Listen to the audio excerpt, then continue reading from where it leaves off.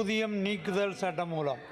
இச்சட்டம் நிறைவேற்றப்பட்டால் அரச சேவையில் உள்ளவர்கள் அரசியலில் ஈடுபடும் வாய்ப்பு தடுக்கப்படும். ஏனெனில் அரச ஓய்வூதியம் பெற தகுதி பெறும் முன்னர் அரச சேவையிலிருந்து பாராளுமன்ற தேர்தலில் ஈடுபடும் புலமையாளர்கள் தாம் வகித்த பதவியினால் பெறவுள்ள ஓய்வூதியத்தை இழப்பார்கள். அவ்வாறு பாராளுமன்றம் வந்தவர்களுக்கு பாராளுமன்ற ஓய்வூதியமும் தடுக்கப்படும் போது அவர்களுடைய வாழ்வாதாரம் கேள்விக்குறியாகும். இதன் விளைவாக பணம் படைத்தவர்களே பாராளுமன்ற உறுப்பினர்களாகும் சந்தர்ப்பம் ஏற்படுத்தப்படும்.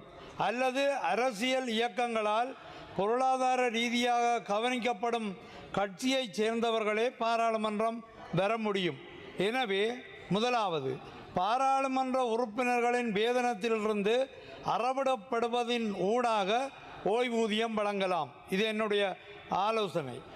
இரண்டாவது, அரச உத்தியோகத்தர்கள் பாராளுமன்ற உறுப்பினர் பதவியிலிருந்து விலகினால் அல்லது சேவை காலம் முடிவடைந்த பின் அரச சேவையில் தான் வகித்த பதவிக்கு மீண்டும் சேர வாய்ப்பளித்தல். இவை எமது இலங்கை தமிழரசு கட்சியின் நிலைப்பாடாக இவ்வுயரிய சபையில் தெரிவிக்கின்றேன். அடுத்ததாக ஒரு முக்கிய விடயம், பேரவையை தலைமை தாங்கும் எங்களுடைய பிரதி சபாநாயகர் அவர்களே, சமத்துவம் என்பது கேள்விக்குறியாக உள்ள வன்னி பெரு நிலப்பரப்பில் இந்த அரசாங்கம் அபிவிருத்தி சார்ந்த ஆற்றல் படுத்தல்கள் சிலவற்றை வழங்குவதை நாங்கள் மறுப்பதற்கில்லை. அதற்காக மாறி வரும் ஒவ்வொரு அரசாங்கமும் ஆற்றுப்படுத்தல்களை மட்டும் வழங்கிக் கொண்டிருந்தால் எங்களுடைய சமத்துவ நிலையை நாங்கள் எப்போது அடைவது? துறை தோறும் புரையோடி போயுள்ள சீரற்ற வளப்பெரம்பலால் தொடர்ந்தும் வன்னிமண் வஞ்சிக்கப்படுகின்றது. தீபளாவிய வகையில் வடமாகாணம் புறக்கணிக்கப்படுவதையும் வடமாகாணத்துக்குள் வன்னி பெருநிலப்பரப்பு புறக்கணிக்கப்படுவதையும் மீள சுட்டிக்காட்டுவதிலேயே எமது பெருங்காலம் கழிகின்றது.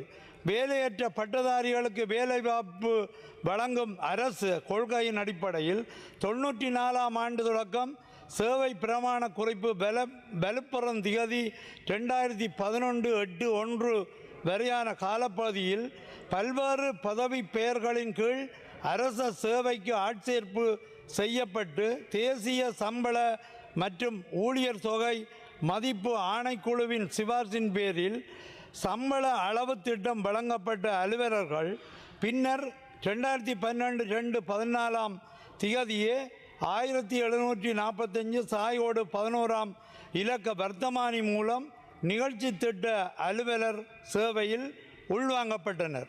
பின்னர் 2012/9/7 தேதிய 1774 சாயோடு 31ஆம் இலக்க வர்த்தமானி மூலம் அபிவிருத்தி உத்தியோகத்தர்களாக பெயர் மாற்றம் பெற்றனர். அபிவிருத்தி உத்தியோகத்தர்கள் எனும் அடையாளத்துடன் பணிபுரியும் இவ்வகுதியினருக்கு முறையான இடமாற்ற கொள்கை ஏன் இன்று வரை வகுக்கப்படவில்லை? 5, 6, 7 ஆண்டுகள் கடந்தும் ஒரே சேவை நிலையத்தில் பணியாற்றும் வெளி மாவட்டத்தை சேர்ந்தவர்களுக்கு பொது நிர்வாகம், மாகாண சபைகள் மற்றும் உள்ளூராட்சி அமைச்சரின் பதில் என்ன?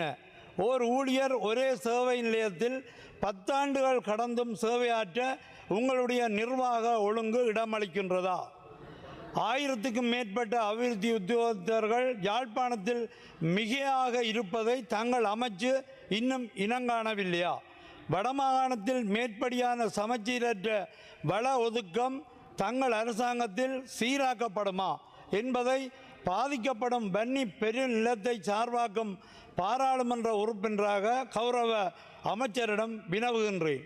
பட்டதாரிகளை இலங்கை ஆசிரியர் சேவையில் உள்ளிருப்பதற்கான போட்டி பரீட்சைக்கான அறிவித்தல் கடந்த 2026/2/2 அதிவிசேட வர்த்தமானி ஊடாக வெளியாகியது. கர்நாடகா சங்கீதம், இந்து நாகரிக பாடங்களில் திறந்த மற்றும் மட்டுப்படுத்தப்பட்ட அளவில் வடமாகாணத்துக்கான விண்ணப்பம் கோரப்படாதிருப்பதை கல்வி அமைச்சரின் மேலான கவனத்துக்கு இப்பேரவை ஊடாக கொண்டு வருகின்றேன். இந்து நாகரிக பாடம் மாகாண அடிப்படையில் இந்து நாகரிக பாடத்துக்கு ஏற்றுக்கொள்ளப்பட்ட 125 ஆசிரியர்களில் 93 ஆசிரியர்களே தற்போது இருப்பதாக வடமாகாண கல்வி திணைக்களத்தின் புள்ளிவிவரம் சுட்டிக்காட்டுகின்றது. கிட்டத்தட்ட இந்து நாகரிக பாடத்தில் வடமாகாணத்தில் 75% ஆசிரியர்களே காணப்படுகின்றனர். யாழ்ப்பாணத்தில் 89% ஆசிரியர்கள் காணப்படுகின்ற போதும் முல்லைத்தீவு மற்றும் மன்னார் மாவட்டங்களில் 50% ஆசிரியர்கள், வவுனியா மாவட்டத்தில் 64% ஆசிரியர்களே உள்ளனர். மேற்படியான புள்ளி விவரம் வடமாகாணத்தில் சீரற்ற ஆசிரியர் பரவலாக்கத்தையே வெளிப்படுகின்றது. வன்னி மாவட்டத்தில் குறிப்பாக முல்லைத்தீவு மற்றும் மன்னார் மாவட்டங்கள் மேற்படி பாடத்துக்கான ஆசிரியர் பற்றாக்குறையை 50% கொண்டிருக்கும் நிலையில் மேற்படி பாடத்துக்குரிய ஆட்சேர்ப்பு ஏன் வடமாகாணத்துக்கு ஏற்படுத்தப்படவில்லை? கர்நாடக சங்கீத பாடம் வடமாகாணத்தில் கர்நாடக சங்கீதத்துக்குரிய ஏற்றுக்கொள்ளப்பட்ட ஆளணி 476, தற்போது உள்ள ஆளணி 506. யாழ்ப்பாண மாவட்டத்தில் 132 வீதமும், கிளிநொச்சி மாவட்டத்தில் 92 வீதமும், மன்னார் மாவட்டத்தில் 72 வீதமும், வவுனியாவில் 60 வீதமும், முல்லைத்தீவில் 85 வீதமும் கர்நாடக சங்கீத பாடத்துக்கு வடமாகாணத்தில் 30 ஆசிரியர்கள் மிகையாக உள்ள போதும் யாழ்ப்பாணத்தில் மட்டும் 81 ஆசிரியர்கள் மிகையாக உள்ளனர். ஆனால் வன்னி பெருநிலப்பரப்பில் உள்ள 6 கல்வி வலயங்களில் 46 ஆசிரியர்கள் பற்றாக்குறையாக உள்ளனர். இது வன்னி மாவட்ட 1 minute please. இது வன்னி மாவட்ட பிள்ளைகளுக்கு நேரும் அநீதி இல்லையா? கௌரவ கல்வி அமைச்சர் அவர்களே, எங்கள் பிள்ளைகள் பாடத்துக்கு ஆசிரியர்கள் என்று கலைத்திறன் பெற வழியேற்றி இருக்கின்றார்கள். யாழ்ப்பாணத்தில் 81 ஆசிரியர்கள் மிகையாக உள்ளார்கள். இந்த சமச்சீரற்ற வள பரவலாக்கத்துக்கு உங்கள் விரைவான தலையீட்டை கோரி நிற்கின்றேன். இந்நிலையில் 2026 நீங்கள் மேற்கொள்ள உள்ள பட்டதாரி ஆசிரியர் ஆட்சேர்ப்பிலும் கர்நாடக சங்கீத பாடத்துக்கு வடக்கு கிழக்கு மாகாணங்களில் கோரப்படவில்லை. முல்லைத்தீவில் 8 ஆசிரியர்கள் தேவையாக உள்ள நிலையில் 16க்கும்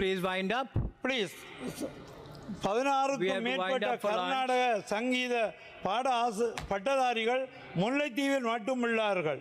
முல்லைத்தீவு மாவட்டத்தின் தேவையை முல்லைத்தீவு மாவட்ட ஆளணியை கொண்டே நிறைவு செய்ய இயலுமாக உள்ள போதும் தங்கள் அதிவிசேட வர்த்தமானி அதற்கு இடமளிக்கவில்லை.